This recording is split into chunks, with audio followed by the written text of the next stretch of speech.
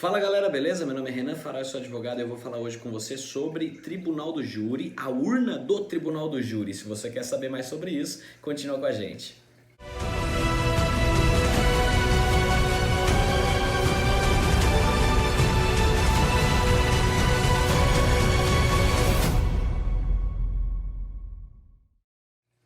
Bom, a urna do Tribunal do Júri.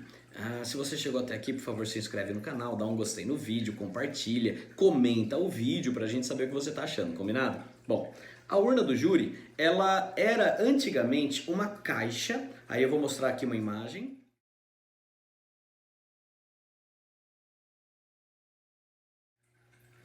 Essa caixa deixou de ser usada. Por quê? Como que funcionava ela? O jurado ficava com uma bolinha preta e uma bolinha branca, tá? O escrutínio secreto era feito através dessa bolinha preta e branca. A preta condenava, a branca absolvia.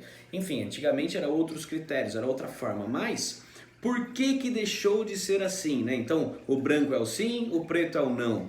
Por que, Renan, que mudou? Porque aquele que já tinha mais experiência no tribunal do júri, que frequentava mais aquele ambiente, seja um advogado, ou seja o promotor, ou seja o juiz, pelo barulho da bolinha caindo na urna, já sabia se tinha sido sim ou não, e ele começou a identificar o voto do jurado. Por causa desse barulho diferenciado entre o sim e o não, mudaram o sistema. Então essas urnas foram aí para museus, tem no Tribunal de Justiça do Estado de São Paulo, tem em algumas câmaras, fica lá em exibição, e aqui essa imagem que eu acabei de passar está também em um museu, tá? Bom, como que costuma ser na minha cidade americana, Santa Bárbara, minha região aqui, Piracicaba, onde eu faço mais júri, eu sempre vejo que o jurado recebe uma cédula na mão do sim, outra cédula do não, geralmente ela até é plastificada para que o próprio suor da mão não estrague a cédula, e passa-se um saquinho, em regra é um saco de pano, tá? Mas pode ser um saco de, não que veludo não seja pano, mas em São Americana, se não me engano, é um veludo, Santa Bárbara é um veludo, em Piracicaba é um pano comum, em regra é vermelho, mas enfim, não tem regra para isso, tá? Isso não é um regimento. Ele passa então o saquinho, recolhendo o voto, sim, o voto que a pessoa quis, e depois ele recolhe o descarte, porque cai no saquinho e não faz barulho, né? Não tem como identificar pelo barulho que cai no saquinho. Logo, o problema da bolinha está vencido. Porém, veja bem, eu fiz um júri em Brasília e lá é urna.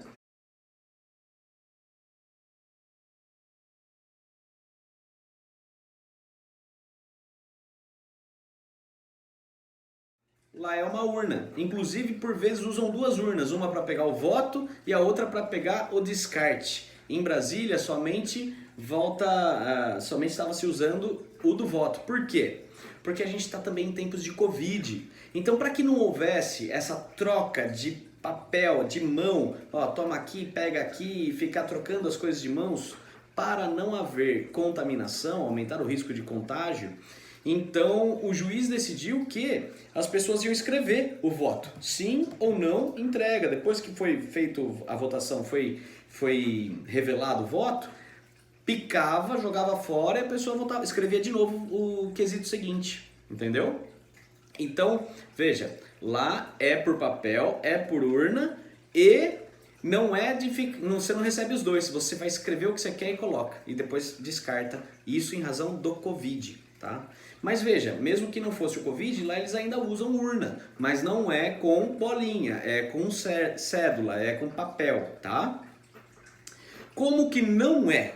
Não é na forma dos júris americanos. A gente assiste nos filmes, né? Ah, você vota a favor, ou aliás, os jurados votaram como? Levanta aquele representante e fala guilty, not guilty. Enfim, ele vai dizer se é culpado ou inocente. Primeiro lugar, o jurado no Brasil não conversa com outros. Os jurados são incomunicáveis, tá? Pode até no jantar, no almoço, dependendo do lanchinho, porque o júri muitas vezes demora muito.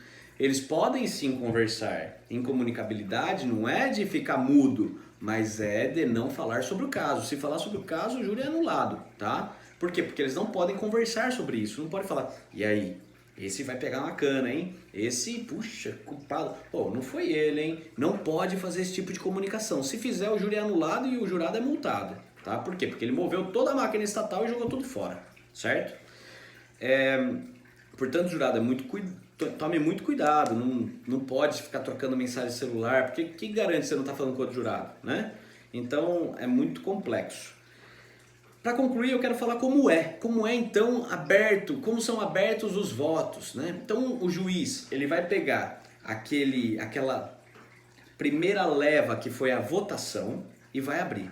Sim, não, sim, sim, não, sim. Pronto, deu 4 no mesmo sentido? Para de abrir. Por que ele vai parar de abrir? Porque se ele continuar abrindo, vamos supor que ele pegue 7 votos no mesmo sentido. Você revela então que todos os jurados votaram naquele sentido. E aí deixa de ser sigiloso o voto do jurado.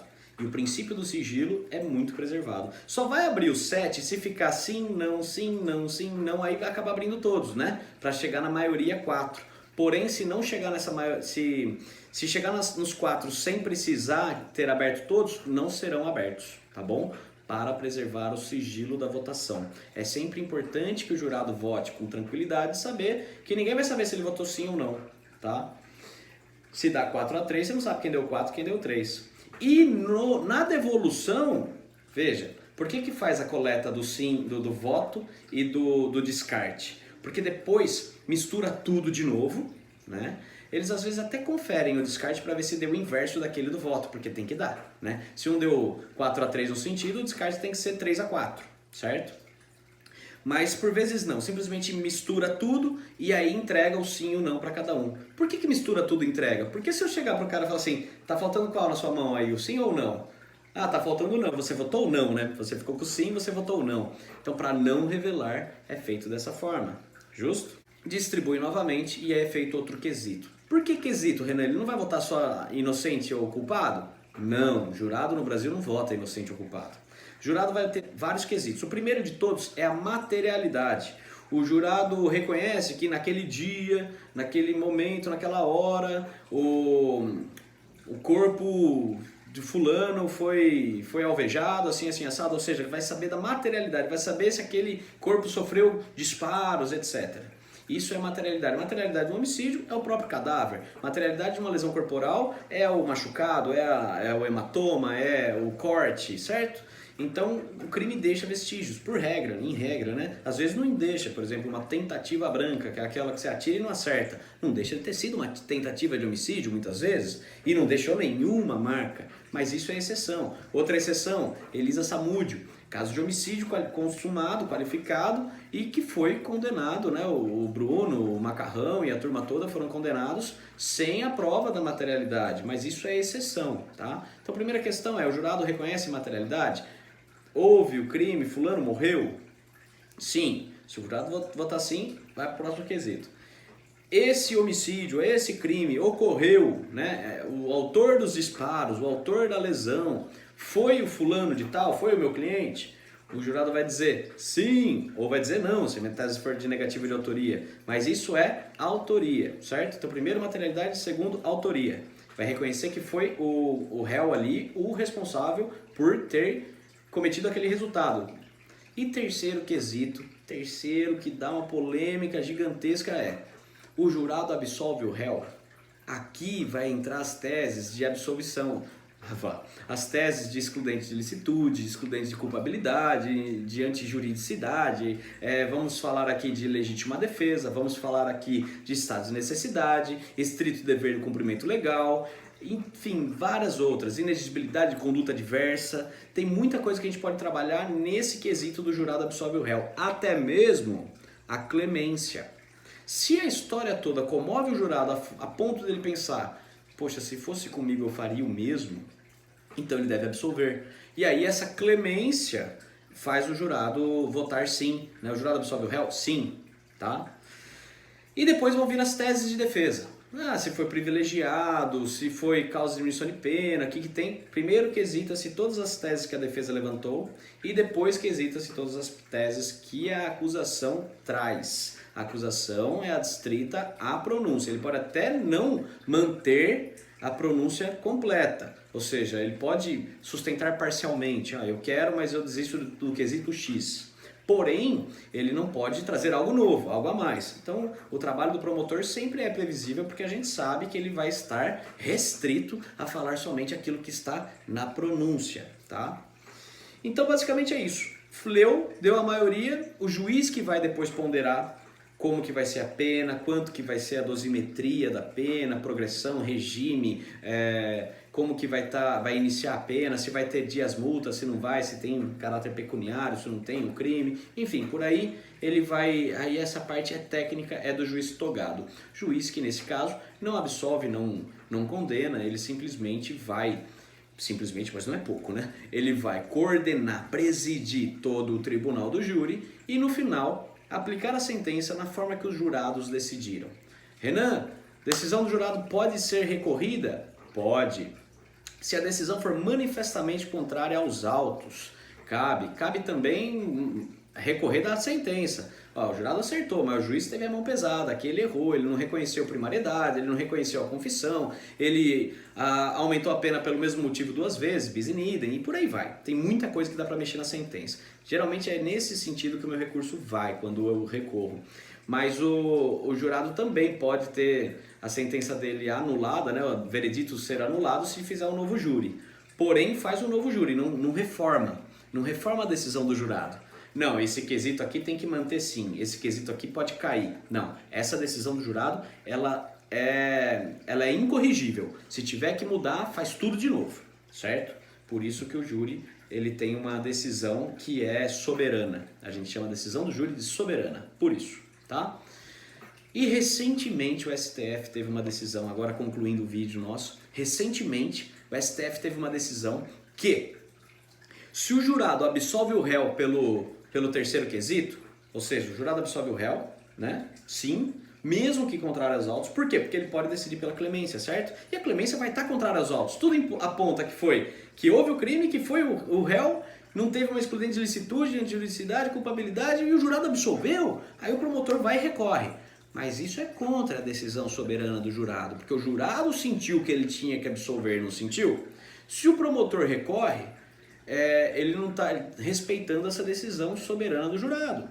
E aí, se eventualmente o Tribunal de Justiça manda fazer de novo, o jurado teve então um trabalho à toa, veio à toa aqui para prestar o serviço. E digo mais, para a defesa depois sustentar novamente para ganhar pela clemência, é muito mais difícil porque o jurado vai sentir que, e o promotor provavelmente vai usar isso, ele vai sentir que o desembargador falou assim: jurado, você errou, volta o processo, julga de novo, porque vocês absolveram e não era para ter absolvido. Aí o jurado, mesmo que seja outra pessoa que seja jurado no próximo caso, mas ele vai sentir assim: nossa, era para ter condenado, por isso que estamos fazendo tudo isso aqui de novo. Não é verdade? Portanto, o STF disse que não deve ser deferido, né, deve ser julgado improcedente o recurso do Ministério Público que apela da decisão do jurado que absolve no terceiro quesito, né, mesmo que manifestamente contrário aos autos. Certo? Pessoal, se você gostou desse vídeo, se você achou legal, gostou da matéria, por favor, compartilhe com seus amigos, amigos de faculdade, amigos de trabalho, quem você tiver relacionamento que gosta de direito, processo penal. Tribunal do Júri, que é a parte mais apaixonante do curso todo, do direito em geral. Compartilha com seus amigos, comenta, dá um gostei aqui no vídeo. Renan, eu amo direito penal, eu amo Tribunal do Júri, eu quero saber mais sobre isso. Eu vou deixar aqui embaixo o link do nosso curso, cursocriminalistaforte.com.br, e você vai ter então acesso a vários cursos, várias matérias, várias estratégias e ferramentas que nós temos e desenvolvemos para o advogado sair do bom para o excelente. Combinado? Se inscreva no nosso canal. Um grande abraço!